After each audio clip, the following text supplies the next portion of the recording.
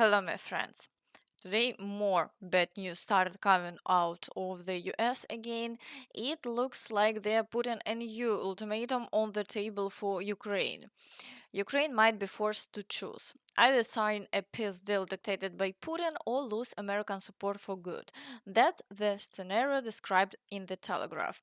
A ceasefire on Putin's terms would be a Carthaginian peace, a total surrender, and just the first step in his plan to restore a Soviet style Russian empire.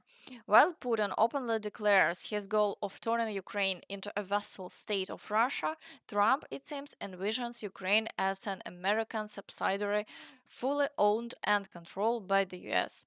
In the foreseeable future, Europeans, including the British, may have no choice but to continue building up Ukraine's defense, even if that means delaying their own plans to rebuild their militaries to Cold War levels.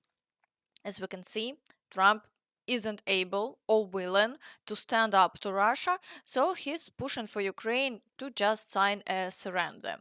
That would mean giving up at least four regions and Crimea to the Russians, staying out of NATO, and letting Russia off the hook with zero reparations. Overall, this direction is deeply concerning, but for now, talks are ongoing, so let's not jump to conclusions just yet. Meanwhile, Elon Musk continues to back Trump's stance and claims that Ukraine's war effort is pointless and should stop.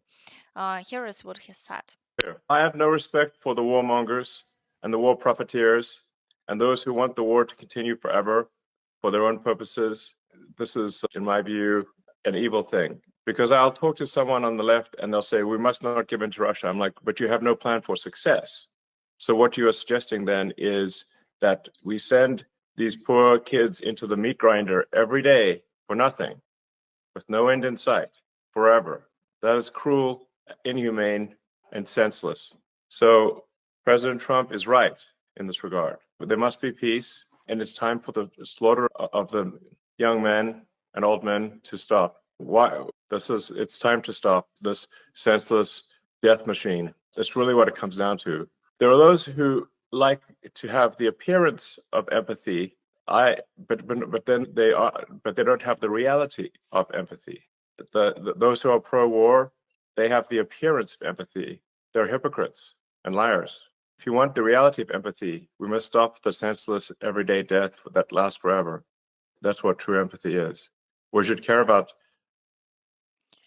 As you can see, Elon Musk doesn't seem to care that Ukraine would lose territory. He's basically suggesting the country should surrender and give in to Russia. Friends, don't stay silent. Make sure to share your thoughts in the comments.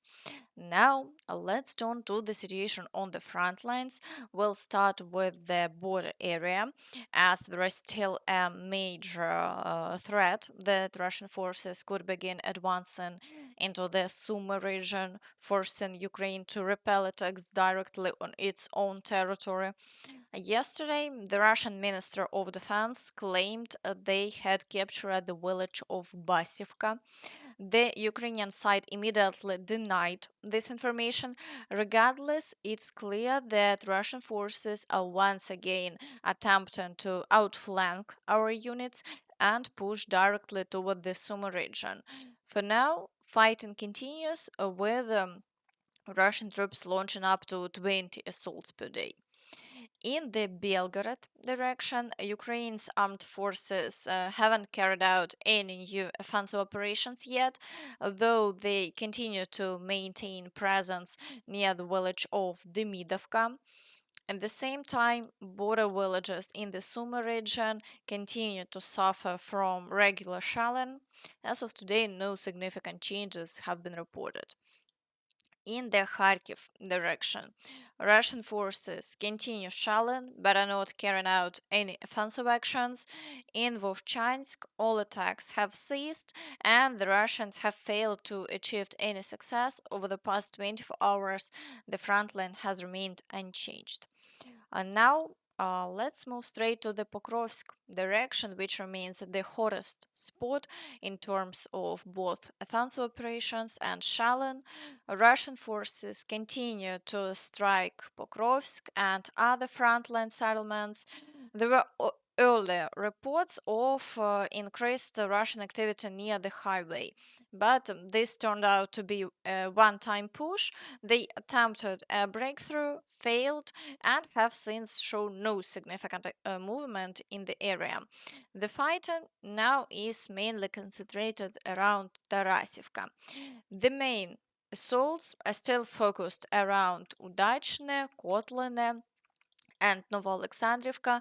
The Russians are also storming Zvirove and Lysivka.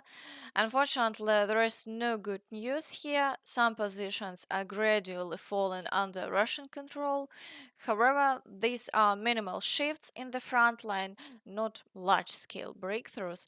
Despite everything, over the last 24 hours, the Ukrainian forces successfully repelled all attacks. The situation remains stable for now. In the Kurakhove direction, Russian activity also remains high.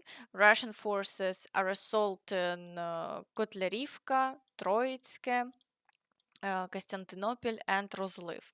At the same time, geolocated footage once again confirms that the Russians are actively using FPV drones to target the village of Bahatyr.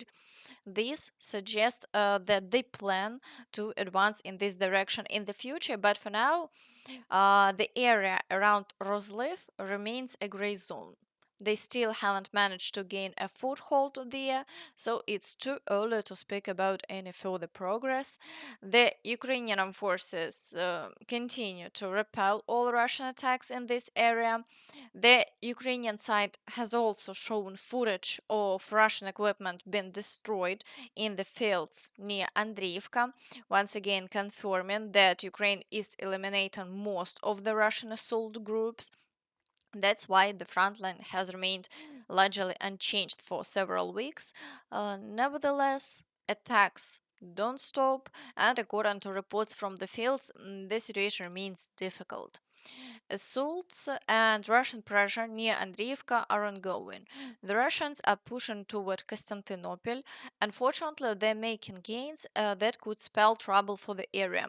When the only remaining escape corridor is less than 2 kilometers wide, what else can you expect? From Rozliv, the Russians are steadily moving toward Bohatyr and occasionally manages to break through onto the Bohatyr-Konstantinivka route. They don't last long there, but these are very worrying signs.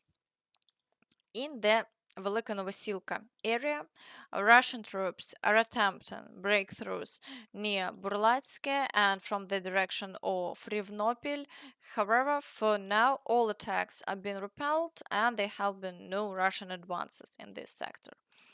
In the Zaporizhzhia direction, Russian forces are continuing their offensive operations. They are attempting assaults near Novopokrovka, storming Novoandriivka, Mali Sherbaki, and pushing forward in the Stepove area. Additionally, shelling continues to reach as far as 10 kilometers behind the front line. At the same time, the Russians are celebrating the fact that they've transferred additional drone warfare units to this sector, and these systems are now being used very effectively in the frontline zone. As a result, many videos are surfacing showing the destruction of Ukrainian armored vehicles and other equipments. Friends, as you can see, I'm not hiding this information and I'm telling the truth about Ukrainian losses, no matter how hard it's to hear. The reality is, Russian drone activity here has intensified significantly because they're planning to break through in the direction of Zaporizhzhia.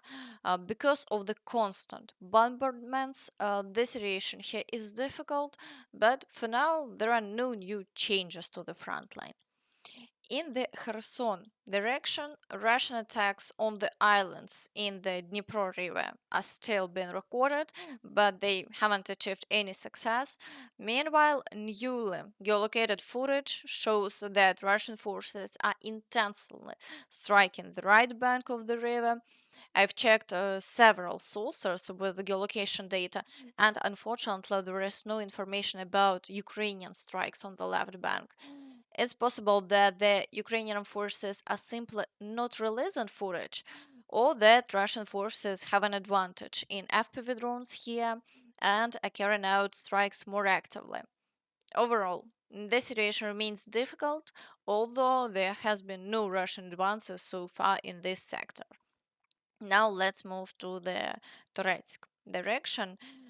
Here, the Russians continue to assault Leonidivka, Toretsk, and Dachne, and they're trying to break through near Druzhba. There have been no changes in the front line over the past 24 hours, but the level of activity is extremely high, and with each new attack, it's getting harder to hold the line. Due to constant shelling and prolonged fighting in the same positions, fortifications are heavily destroyed, making it very difficult to maintain defensive positions. Further south, Russian forces are assaulting Alexandropol and Valentinivka and continue heavy shelling in the area. Activity here has also increased, but so far there have been no changes to the front line in the past day. In the Chasiv Yar direction, Russian troops are trying to break through near Grigorivka, continue to assault Chasiv Yar, and are maintaining heavy pressure near Kurdyumivka. Rare area strikes are also ongoing, and last night there were reports of new strikes on Drushkivka. However, no changes have been reported along the front line. In the Siversk direction, Russian forces are assaulting Bilohorivka and Verkhnyo-Kamensk, but the situation remains stable. The Russians carried out several assaults per day, but the Ukrainian forces are successfully repelling them, and no territorial changes have occurred. However, it's important to note that Russia currently holds an advantage in drone strikes in this area.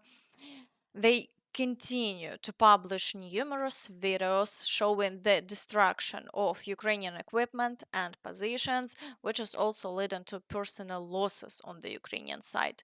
In contrast, the only recent video found showing Ukrainian forces repelling an assault is from a week ago, and no other footage has surfaced since. This suggests that Russia likely has a air superiority here, particularly in drone operations, and the situation with unmanned aerial vehicles remains difficult. In the Borova direction, Russian troops are attacking Boguslavka and Novakrugliakivka, but the situation remains stable with no recent Russian gains. Further south, assaults continue on Novoyegorivka and Grekivka, but once again, no changes have been recorded along the front line over the past 24 hours. In the Kupiansk direction, Russian forces continued to assault Petropavlivka and shell the town of Kupiansk. However, there is good news. Russian advances on the northern flank haven't been confirmed. Although they attempted a breakthrough, they were unable to hold their positions, and the Ukrainian forces pushed them back. As a result, the front line remains unchanged in this area. Today, intense FPV drone activity continues near the village of Tyshenivka, as Russian troops appear to be preparing for an offensive there and are trying to weaken Ukrainian forces' positions. But so far, they've achieved no success, despite claims from pro Russian sources that Kupiansk is nearly encircled, which is in reality far from the truth. In the Dvorichna direction, Russian forces have been assaulting Kamianka for several consecutive days. While reports indicated they managed to enter the outskirts, they haven't been able to take full control of the village, despite being a small village with only a few streets. The Ukrainian defenders continue to repel them effectively, and no clear Russian success has been recorded. Yesterday evening, pro Russian sources claimed they control about 40% of the village. However, it's worth noting that the entire village stretches only 1 kilometer 300 meters. So Russia is measuring progress in meters at this point. In short, the battles continue here with no decisive outcome yet. And that's all from me.